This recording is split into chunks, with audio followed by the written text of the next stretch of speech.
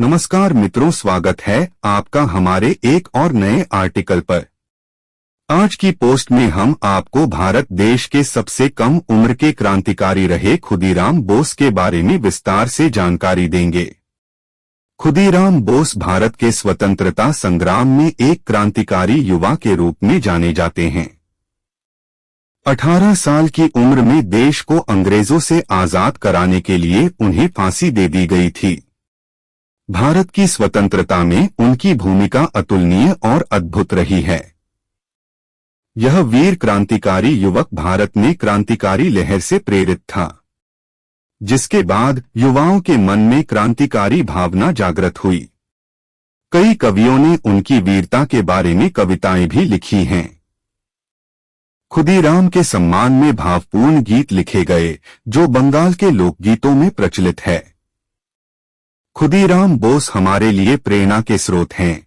हम सभी को खुदीराम बोस को हृदय से नमन करना चाहिए। खुदीराम बोस का जन्म 3 दिसंबर 1889 को बंगाल में मिदनापुर जिले के हबीबपुर गांव में हुआ था। उनके पिता का नाम त्रैलोक्यनाथ बोस और माता का नाम लक्ष्मीप्रिया देवी था। बचपन में ही उनके सिर से माता पिता का साया उठ गया और उनकी बड़ी बहन ने उनका पालन पोषण किया।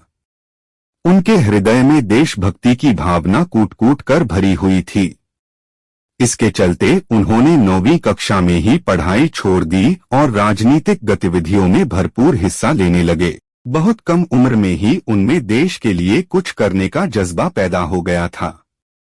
बंगाल का विभाजन हुआ तो लाखों लोग सड़कों पर उतर आए, जिसके बाद उस समय के मजिस्ट्रेट ने किंग्सफोर्ड आंदोलनकारियों को क्रूर दंड दिया, जिसके बाद उन्हें पदोन्नत कर मुजफ्फरपुर का सत्र न्यायाधीश बनाया गया। इससे खुदीराम बोस बहुत क्रोधित हुए। खुदीराम बोस और प्रफुल्ल चाकी ने फिर किंग्सफोर्ड को मारने की योजना बनाई।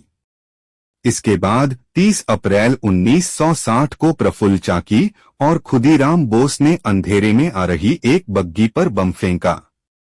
उन्होंने सोचा कि इसके अंदर किंग्सफोर्ड होगा, लेकिन उस बग्गी के अंदर 2 यूरोपीय महिलाएं थीं, जिनकी मौके पर ही मौत हो गई। हंगामे के बीच दोनों वहां से नंगे पांव भागे। खुदीराम रेलवे स्टेशन पहुंचे और वहां एक चाय वाले से पानी मांगा, लेकिन वहां मौजूद पुलिसकर्मियों को उन पर शक हो गया और काफी मशक्कत के बाद दोनों ने खुदीराम को गिरफ्तार कर लिया। 1 मई को उन्हें स्टेशन से मुजफ्फरपुर लाया गया। उधर उनका साथी प्रफुल्ल चाकी भागते भागते थक गया था।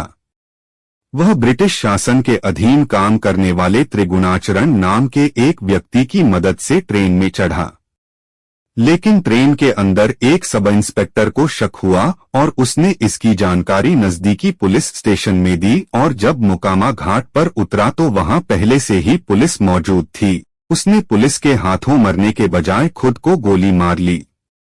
1 मई 1908 को उन्हें ब्रिटिश सरकार ने गिरफ्तार कर लिया और उसके बाद उन पर मुकदमा चलाया गया। इसके बाद 11 अगस्त 1906 को 18 साल की उम्र में उन्हें फांसी दे दी गई। उनकी शहादत के बाद देश भर में लोगों ने उनकी याद में जुलूस और आंदोलन किए। उस दिन स्कूल और कॉलेज बंद थे और लंबे समय तक छात्र शोक दिवस मनाया गया। बंगाल के लोग भी एक विशेष प्रकार की धोती पहनने लगे, जिसके एक ओर खुदीराम बोस का नाम लिखा होता था। बंगाल आंदोलन में खुदीराम बोस की शहादत ने भी बंगाल की जनता के मन में सरकार के खिलाफ आंदोलन की भावना जगा दी। सबसे युवा क्रांतिकारी नेता खुदीराम बोस बहुत कम उम्र में शहीद हो गए थे, लेकिन उनके द्वारा किए गए अभूतपूर्व काम और उनकी यादें आज भी हमारे दिलों में जिंदा हैं। आज के युवाओं को खुदीराम बोस के जीवन से सबसे बड़ी सीख मिलती है कि देश से बड़ा कुछ नहीं होता, इसलिए हम सभी को देश के प्रति ईमानदार और कर्तव्यपरायण होना होगा, तभी हमारे देश का सम्मान बना रहेगा। खुदीराम बोस पर 10 लाइन। खुदीराम बोस भारत की स्वतंत्रता के लिए शहीद होने वाले सबसे कम उम्र के क्रांतिकारी थे। उनका जन्म 3 दिसंबर 1889 को बंगाल में मिदनापुर जिले के हबीबपुर गांव में हुआ था। उनके पिता का नाम त्रैलोक्यनाथ बोस तथा माता का नाम लक्ष्मी प्रिया देवी था। खुदीराम बोस के बचपन में ही उनके माता पिता का देहांत हो गया था।